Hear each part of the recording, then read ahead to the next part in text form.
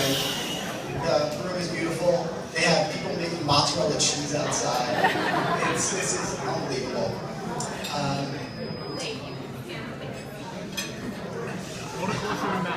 But the first thing that provides me today looked absolutely beautiful.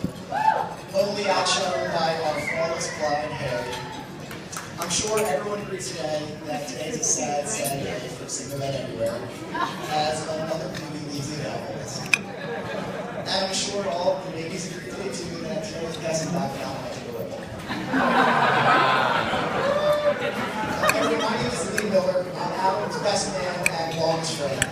I want to start by saying, Adam, congrats. You somehow pulled it off. You somehow always pull it off. You were the first one of our friends I'm not. You're the first person I know to own the house. You're the youngest ever handheld device salesman at Motorola. He was the first one of our group of friends who loses virginity.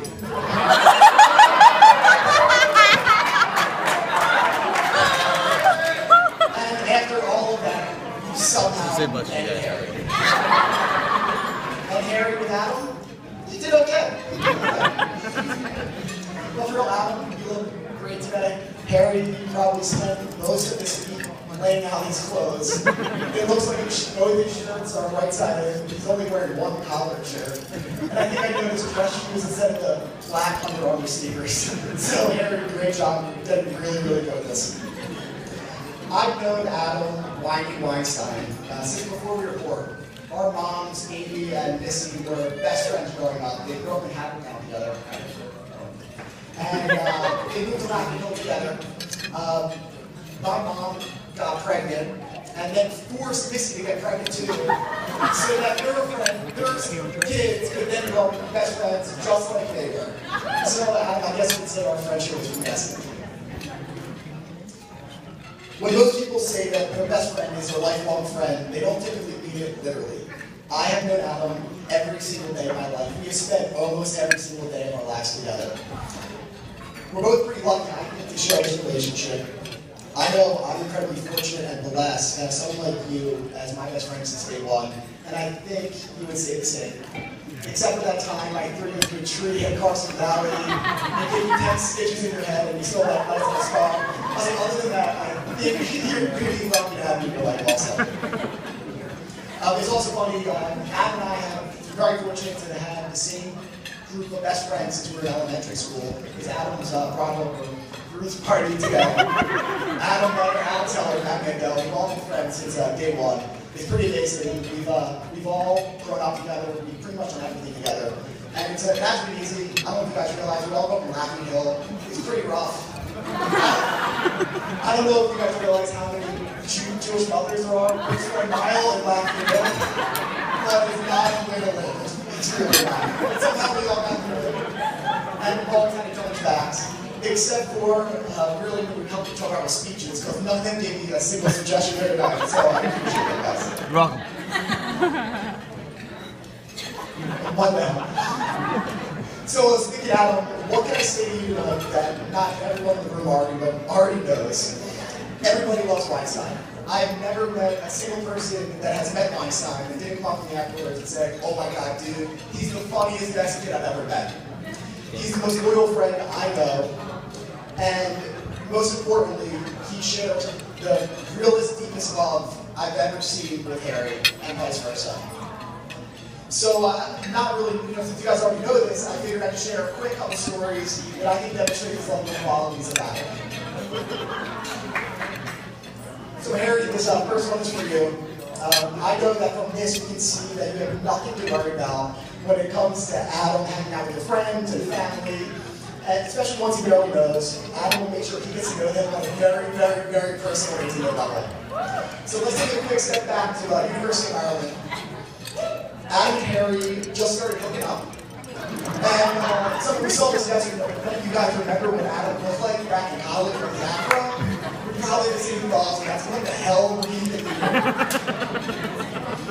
Anyway, they lived in the same apartment complex. Adam lived on one side of the hall, Harry lived on the other, with Nick Solomon, one of the bridesmaids here today. And one Friday night, they all decided to go out and have a couple drinks, do what college kids do on Friday nights. And after a long, long night, Adam and Harry made their way back to Harry's apartment. They got into bed. Got up. 2 seconds later, they were sound asleep.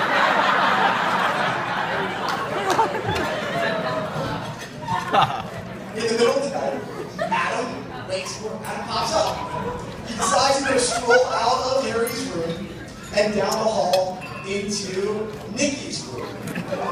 Adam opens the door, walks into Nikki's room, pulls the covers back, and gets right into bed with her. Nikki feels a strange man in her bed. I think first I remember she thought, I got that too. Parents, don't send your kids to the University of Maryland. And when she realized that it was just a strange man, Nikki screams. Adam comes to, he screams. Harry realizes Adam's not in her bed, but in her best friend's bed. She screams. And this is when Harry realized she's dating, now married to a sleepwalker.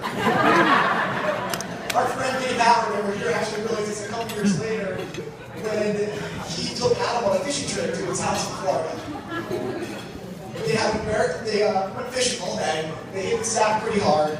And Adam wandered up in the middle of the night.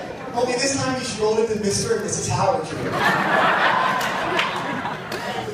Adam walked right into Mr. and Mrs. Howard's room. He opens the door, pulls back the covers, and gets right into bed with Mrs. Howard.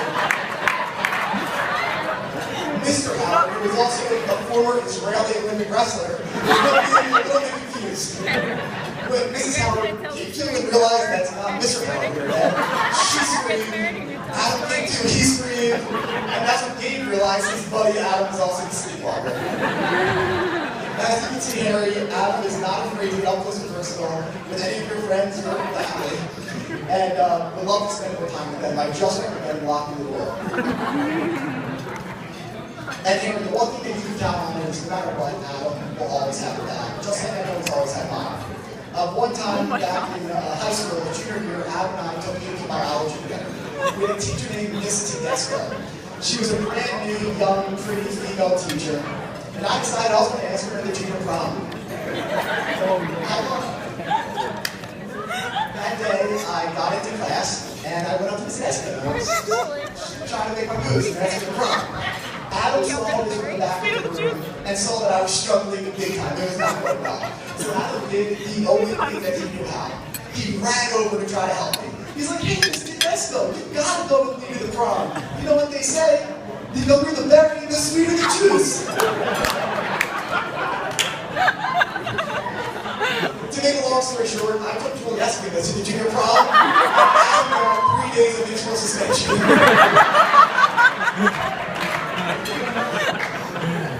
Adam, you are truly one of a kind. It's funny, even as close as we are very different, especially when it comes to girls. We are at very different stages of the relationship with. But the one thing I truly envy is your relationship with Harry. They say that there is one person out there for everyone, and most people say that's BS. But I honestly believe that you guys found each other. You're absolute soulmates, you're perfect for each other, you complement each other almost weirdly well. And I really wish that one day I find a girl that I could share a bond with just like you two. Harry, I know it's not easy coming to a close group like us, but you didn't skip a beat. All of us have loved you honestly since the day we met you. It's like we've known you our entire lives. Again, it's kind of strange. I don't know what's You're sweet, you're funny, you're caring, your entire package. I remember the first time I said something funny and you started hitting me like crazy and putting it in your joke. I was absolutely hooked. So there's an old saying that goes, the closest of friends are the brothers and sisters that God forgot to give you. So with that being said, Adam, I love you.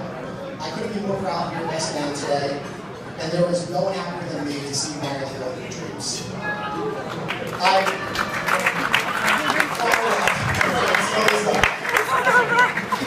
would wish you as cliche as it sounds, I honestly, I really think that's still a female luck. And with that, let's raise our glasses and toast.